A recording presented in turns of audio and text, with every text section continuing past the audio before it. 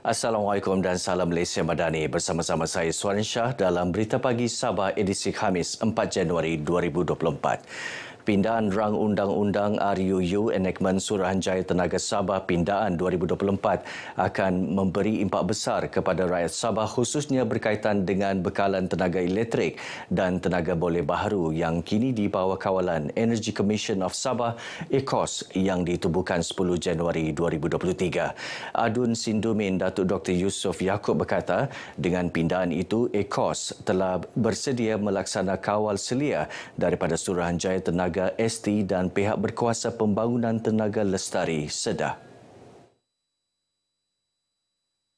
Ia sekaligus memudahkan pelaksanaan dasar dan pelan tindakan sektor tenaga oleh kerajaan negeri melalui ECOS sebagai satu badan kawal selia yang holistik, efektif dan efisien. Dalam masa sama, Sabah bebas bertindak dalam pembuatan keputusan sekaligus mempercepat proses pemulihan ke arah kestabilan penjanaan, penghantaran dan pengagihan bekalan tenaga elektrik demi menjamin ketersediaan tenaga untuk seluruh Sabah. Datuk Dr. Yusof menyatakan demikian dalam perbahasan RUU berkenaan sempena persidangan khas DUN Sabah. Dalam pada itu, beliau mahu kelengkapan dan kawal selia sistem bekalan elektrik secara berterusan dititik beratkan sebagai pemangkin dan penggerak kepada peningkatan produktiviti industri luar bandar supaya dapat meningkatkan taraf hidup rakyat. Sementara itu, Adun dilantik Datuk Seri Panglima Yong Tek Lee mencadangkan agar lembaga pengurusan ECOS dianggotai golongan profesional dan berpengalaman.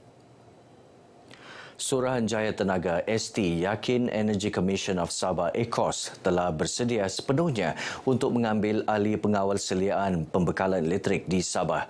Ketua Pegawai Eksekutif ST, Datuk Abdul Razib Daud berkata, dalam usaha memastikan ketersediaan ECOS untuk mengambil alih fungsi dan tugas ST, perancangan dan persediaan telah bermula lebih 2 tahun lalu.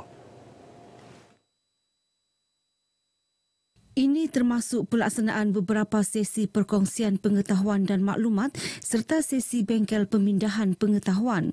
Turut dijalankan serahan teknologi maklumat, perisian dan dokumen di samping penyerapan beberapa pegawai ST ke ECOS. Saya yakin pihak ECOS telah bersedia. Sebab kita buat rancangan telah agak lama. Kita dah berkongsi dari segi maklumat, dari segi infrastruktur, dari segi latihan kepada pihak ECOS untuk memastikan semuanya berjalan dengan lancar. Sebab kita tahu industri tenaga adalah sangat penting, terutama pada kerajaan negeri Sabah. Datuk Abdul Razib menyatakan demikian kepada media selepas majlis simbolik penyerahan kuasa kawal selia elektrik Sabah daripada ST kepada ECOS. Dalam perkembangan sama, Datuk Razib memberitahu sebuah pejabat akan dibuka di wilayah Persekutuan Labuan bagi memastikan kawal selia pembekalan elektrik di pulau itu berjalan lancar. Ini susulan pembekalan elektrik di Labuan dikekalkan di bawah Kerajaan Persekutuan. Sementara itu, Ketua Pegawai Eksekutif ECOS, Datuk Abdul Nasir Abdul Wahid menyatakan ECOS akan terus menjalin kerjasama dengan ST bagi memastikan isu-isu bekalan elektrik di Sabah dan wilayah Persekutuan Labuan dapat diselesaikan secara menyeluruh. Beliau yakin semangat setia kawan terus terjalin terutama dalam kerjasama mengawal selia bekalan elektrik di Labuan menerusi penyambungan bekalan menerusi kabel dasar laut. Datuk Abdul Nasir memberitahu ECOS akan mengeluarkan maklumat pengambil alihan kuasa kawal selia bekalan elektrik itu dalam laman sesawangnya.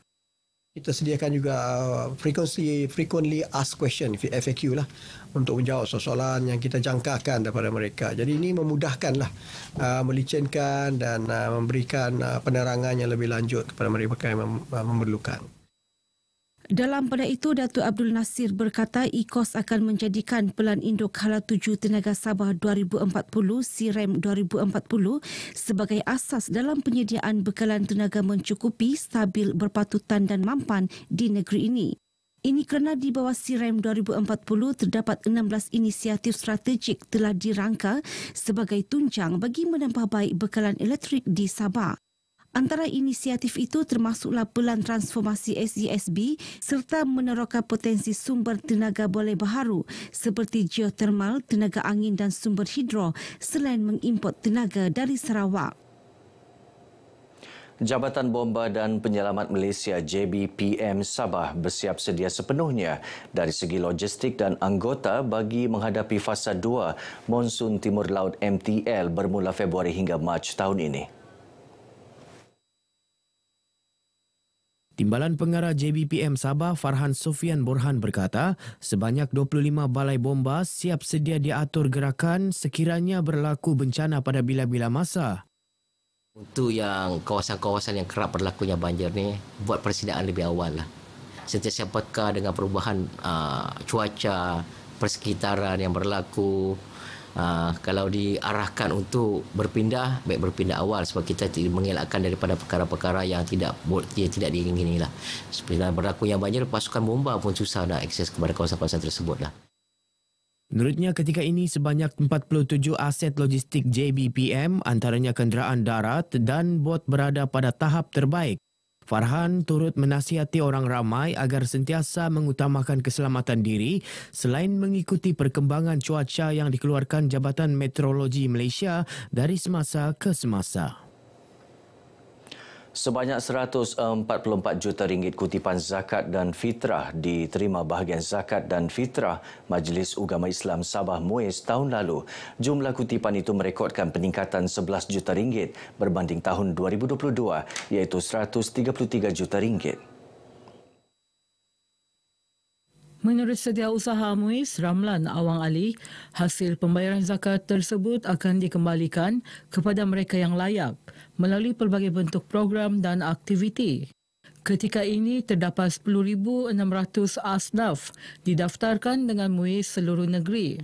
Saya ingin mengambil kesempatan mengucapkan penghargaan dan terima kasih kepada semua pembayar-pembayar zakat kita dan banyak pembayar-pembayar zakat kita yang berdaftar yang baru pada tahun 2023 yang banyak menyumbang kepada peningkatan dana-dana zakat ini. Dengan adanya kutipan yang lebih dan banyak ini, sudah tentu cakupan kita akan lebih besar.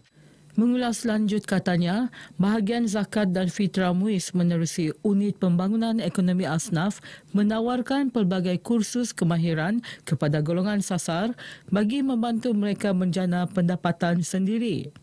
Selain itu, MUIS juga turut membantu mereka berdaftar dengan agensi-agensi berkaitan termasuk MARA untuk memperkasakan lagi kemahiran dan perniagaan.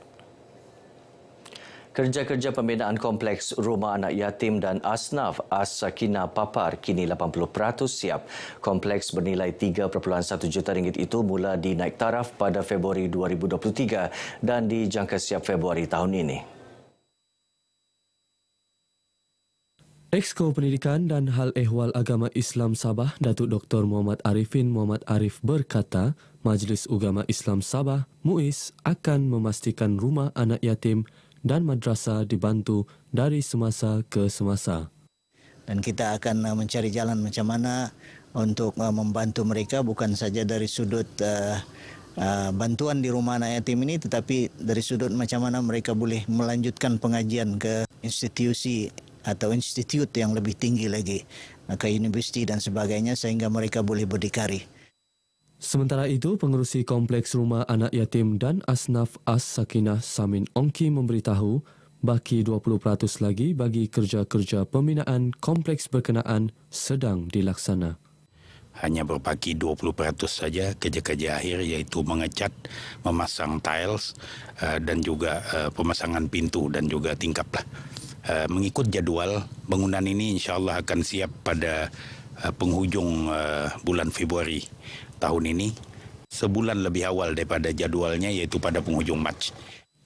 Tambah beliau, pihaknya memerlukan 300 hingga 500 ribu ringgit untuk menyiapkan keseluruhan bangunan kompleks berkenaan selain perbelanjaan bulanan 25 ribu ringgit lagi untuk operasi keseluruhan kompleks. Baik, paparan itu mengakhiri perkembangan Berita Pagi Sabah kali ini. Menyusul selepas ini Berita Pagi Sarawak. Dari sungai hingga ke segara, Palestin pasti merdeka.